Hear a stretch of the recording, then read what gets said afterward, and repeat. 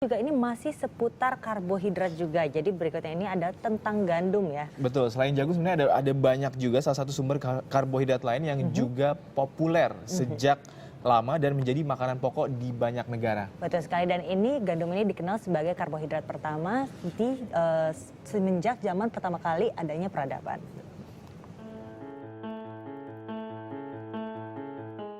Gandum merupakan salah satu sumber energi pertama yang dikenal oleh peradaban manusia. Tanamannya juga merupakan jenis padi-padian yang pertama dibudidaya. Serealia ini berasal dari Mediterania atau kawasan sekitar Laut Merah. Namun sejarah mencatat, budaya menanam dan mengonsumsi gandum berkembang pesat di daratan Cina. Di negeri tirai bambu, lahan gandum sudah ada sejak 2700 tahun sebelum Masehi.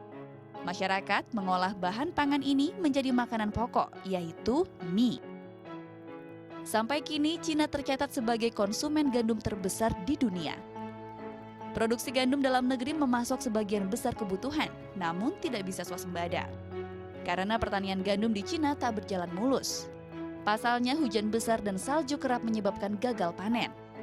Impor gandum Cina mencapai 9,5 juta ton per tahun. Mayoritas berasal dari Australia. Negara pengonsumsi gandum terbesar berikut adalah India. Negeri Hindustan juga merupakan salah satu lumbung gandum dunia. Dalam setahun, hasil panen gandum mencapai 91 juta ton. Konsumsi dalam negeri sekitar 80 juta ton. Sisanya untuk ekspor. Di India, olahan gandum terbanyak adalah untuk bahan roti. Ada banyak jenis roti gandum tradisional India. Chapati bread misalnya, terbuat dari tepung gandum dengan minyak dan garam. Adonan halus kemudian dibentuk bulat pipih, setelah itu dipanggang dalam panggangan tanah liat. Chapati bread tersaji bersama kari daging maupun sayuran. Sebagai kampung halaman tanaman gandum, negara-negara sekitar Timur Tengah juga banyak mengonsumsi gandum, seperti Mesir, Turki, Iran, dan Irak. Sistem pertanian gandum tradisional mengakibatkan stok domestik tak stabil. Itu sebabnya, sejak lama negeri asal-muasal gandum justru harus mengimpor gandum. Mesir misalnya, mendatangkan biji gandum dari Rumania dan India. Dan Irak menjadi pembeli tetap gandum Australia. Warga Timur Tengah mengolah gandum menjadi berbagai macam bahan makanan khas. Salah satunya roti tradisional pembungkus kebab. Roti kebab terbuat dari gandum dan susu.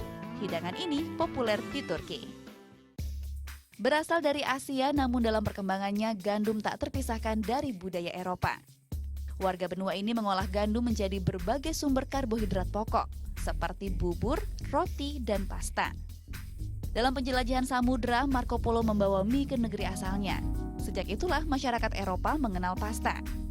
Sampai kemudian olahan gandum ini menjadi bagian tak terpisahkan dari kuliner warga benua biru. Produksi pasta secara massal pertama berlangsung di Naples, Italia.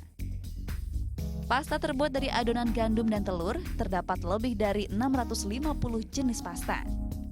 Italia memenuhi kebutuhan gandumnya sendiri, namun juga mendatangkan dari berbagai negara tetangga, Kanada, dan Australia.